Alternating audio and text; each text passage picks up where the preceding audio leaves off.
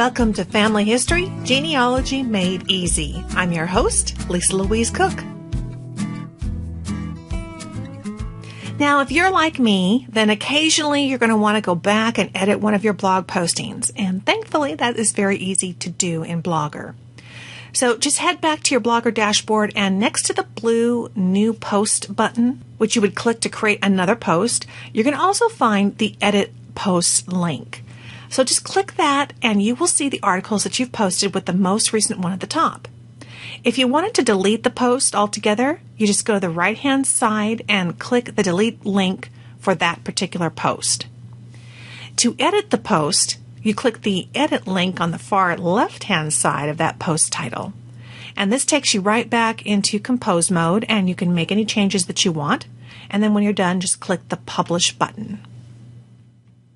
Now, let's create a new post by clicking the Create a New Post link. And let's say that after you get everything in there, you decide you want to publish this tomorrow rather than today. Now, there's a really easy way to do that, to set up your post to publish in the future. At the bottom of the text box, you'll see a link called Post Options, and just click that. Now, this will expand the box and give you some options. Here you can enter the date and the time that you want the post to go live online. And once you've typed that in, then just click the Publish button. Now, it won't go live right now, but it will be published at the date and time that you specified. Now, when I first started using this feature, I kept clicking the Save button and then wondering why my post didn't publish at the right time.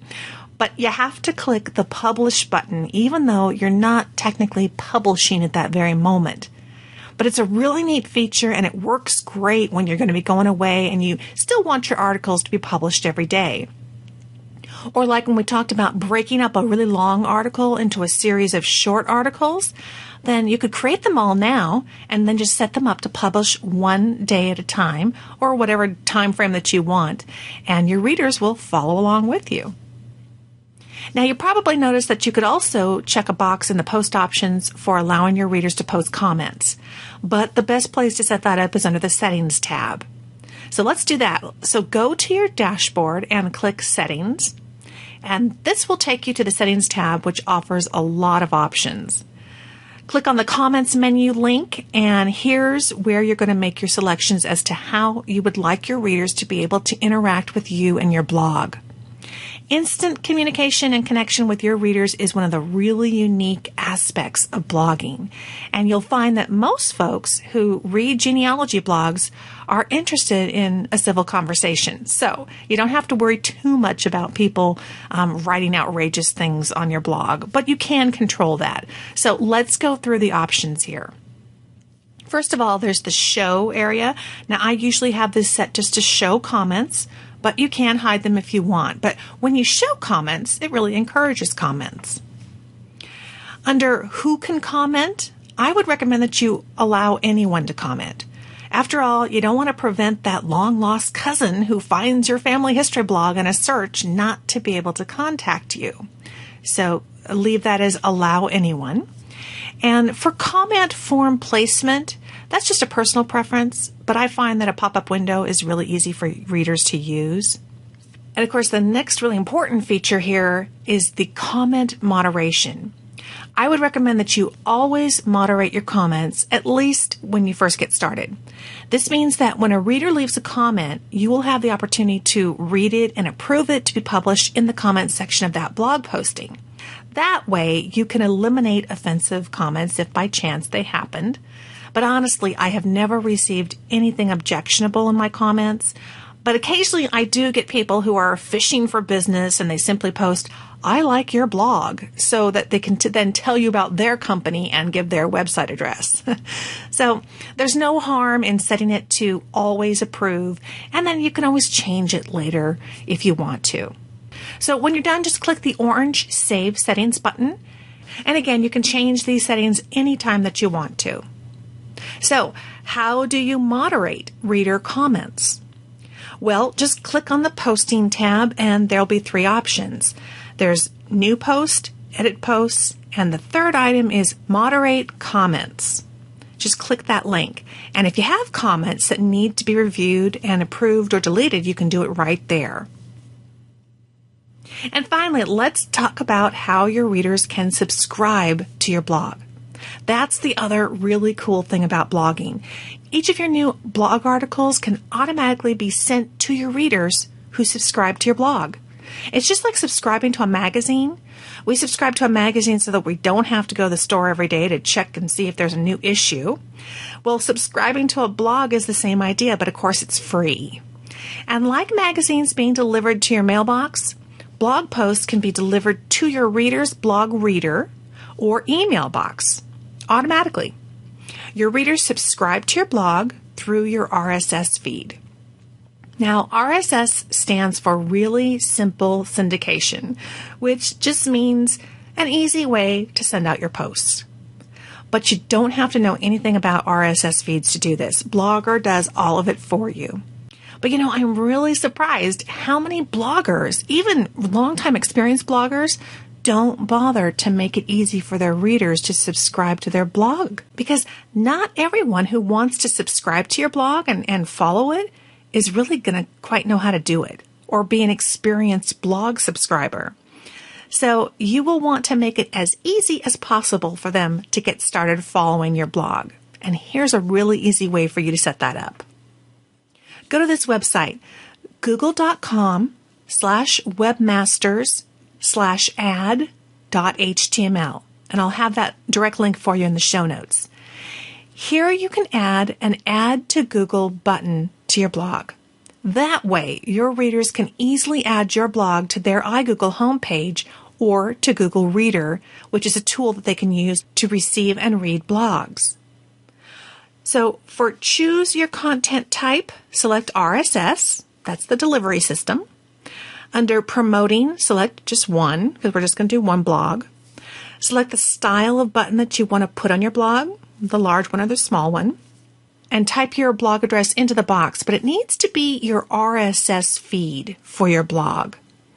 In the case of my blog, it would be bloggerfamilyhistory.blogspot.com/feeds/posts/default?alt=RSS.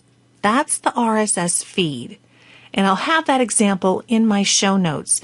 But essentially, you're going to be using that entire address, but you're just going to substitute your blogger URL address. So where mine says blogyourfamilyhistory.blogspot.com, you're going to have whatever the name of your blog is, .blogspot.com/feed/post/default?alt=RSS.